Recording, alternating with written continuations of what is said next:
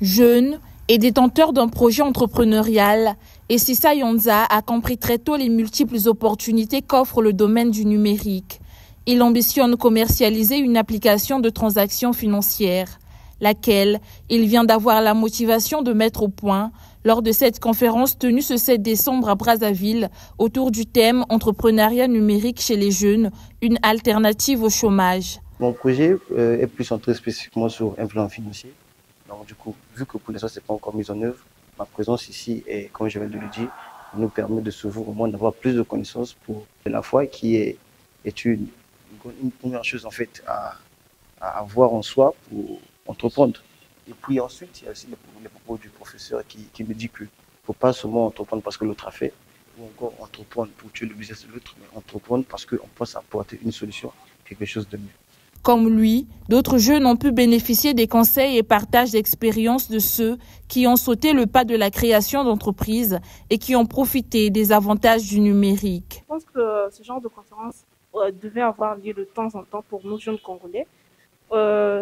J'étais là et j'ai appris pas mal de choses.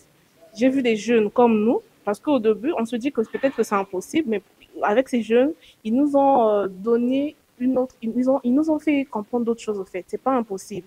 Ça ne pas dit que parce qu'au Congo, il n'y a pas peut-être, on n'a pas une technologie assez développée qu'on ne peut pas y arriver. On peut y arriver malgré notre environnement. Il suffit juste de savoir son écosystème, de travailler dur et intelligemment.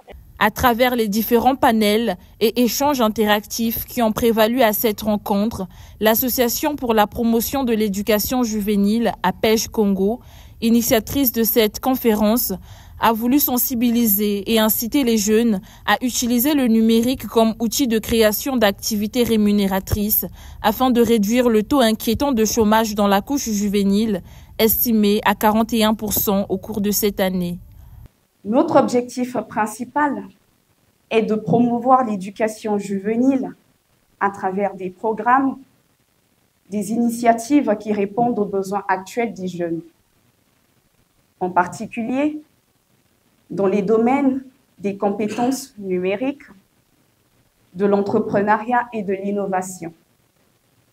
Pour le programme des Nations Unies pour le développement, ainsi que pour les autres organes décisionnaires présents, à l'instar du ministère des Postes, des Télécommunications et de l'économie numérique, le constat est le même.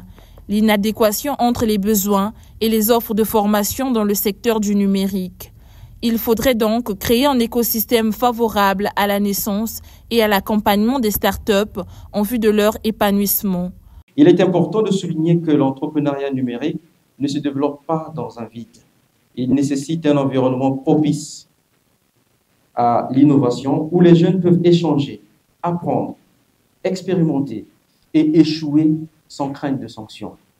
Les politiques publiques doivent donc soutenir la création d'un écosystème numérique en investissant énormément dans les infrastructures numériques, en simplifiant les processus réglementaires et également en encourageant les partenariats entre les différents acteurs.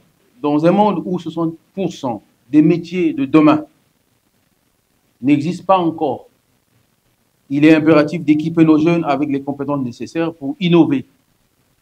Votre présence ici prouve votre volonté de faire partie de cette transformation. L'entrepreneuriat numérique n'est pas seulement une solution pour le développement économique. Il est également un moteur d'inclusion sociale et un tremplin vers l'autonomie.